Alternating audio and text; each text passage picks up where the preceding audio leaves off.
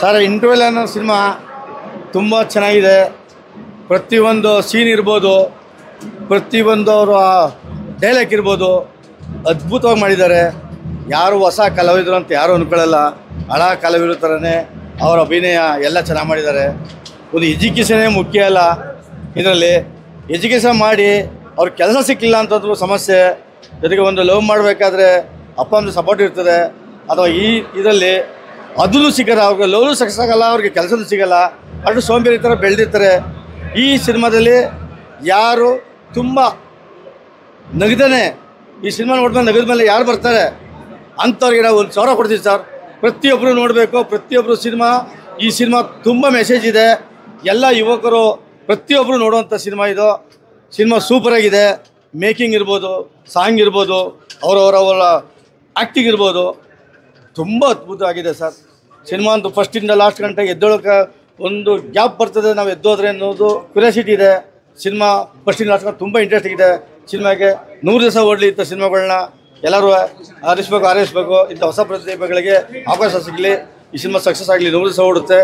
ಎಲ್ಲರೂ ಸಹ ಈ ಸಿನಿಮಾ ನೋಡಿದವರು ನಾವು ಎಲ್ಲರಿಗೂ ಹೇಳ್ತೀವಿ, ನಮ್ಮ ಬಂಧು ಬಳಗಕ್ಕೆ ಸ್ನೇಹಿತರಿಗೆಲ್ಲ ಹೇಳ್ತೀವಿ, ಮತ್ತೊಮ್ಮೆ ಇನ್ನೊಂದು ಸಹ ನೋಡಬೇಕು ಅನಿಸ್ತಾ ಇದೆ. ಸಿನಿಮಾ ಸಖತ್ತಾಗಿದೆ ಸರ್. ಪ್ರತಿಯೊಂದು ನೋಡ್ಬೋದು ಸರ್. Thank you sir. ತುಂಬ ಚೆನ್ನಾಗಿ ಮಾಡಿದ್ದಾರೆ ಶಶಿರಾಜ್ ಅವರು, ಆಮೇಲೆ ಪ್ರಜ್ವಲ್ ಎಸ್ ಗೌಡ ಅವರು. ಇಂಟರ್ವಲ್ ಮೂವಿ ಎಲ್ಲರ ಲೈಫು ಹೆಂಗೆ ಟರ್ನ್ ಆಗುತ್ತೆ, ಹೆಂಗೆ ಎಲ್ಲರೂ ಇರಬೇಕು, ಎಲ್ಲರೂ ನಿಜ ಜೀವನ ಇದು ತೋರಿಸಿದ್ದಾರೆ. ಎಲ್ಲರೂ ಕನ್ನಡ ಸಿನಿಮಾನ ಬೆಳೆಸಿ ಕನ್ನಡ ಸಿನಿಮಾನ ನೋಡಿ. ಮೂವಿ ತುಂಬ ಚೆನ್ನಾಗಿದೆ, ಚೆನ್ನಾಗಿ ಮೂಡ್ ಬಂದಿದೆ. ಈ ಥರ ಮೂವಿಗಳು ನಮ್ಮ ಕನ್ನಡ ಇಂಡಸ್ಟ್ರೀಸಿಗೆ ಬೇಕಾಗಿರೋದು. ಇದು ತುಂಬ ಚೆನ್ನಾಗಿದೆ. ನಾವು ಹೆಂಗೆ ಬದುಕಬೇಕು ಅನ್ನೋದು ಯುವಕರಿಗೆ ಒಂದು ಮಂದಟ್ಟಾಗೋ ಥರ ಒಳ್ಳೆ ಮೂವಿ ತೆಗ್ದಿದ್ದಾರೆ. ಸೂಪರ್. ಸಾಂಗ್ಸ್ ಅಂತ ಅಲ್ಟಿಮೇಟ್ ಇದೆ. ಕ್ಲೈಮ್ಯಾಕ್ಸು ಫುಲ್ ಒಳ್ಳೆ ಟ್ವಿಸ್ಟ್ ಕೊಟ್ಟಿದ್ದಾರೆ. ಎಲ್ಲರೂ ಈ ಸಿನಿಮಾನ ಬಂದು ಥಿಯೇಟ್ರಿಗೆ ನೋಡಿ ಈ ಸಿನಿಮಾ ತಂಡಕ್ಕೆ ಹರಿಸಿ ಹಾರೈಸಿ ಅಂತ ಕೇಳ್ಕೊತೀನಿ.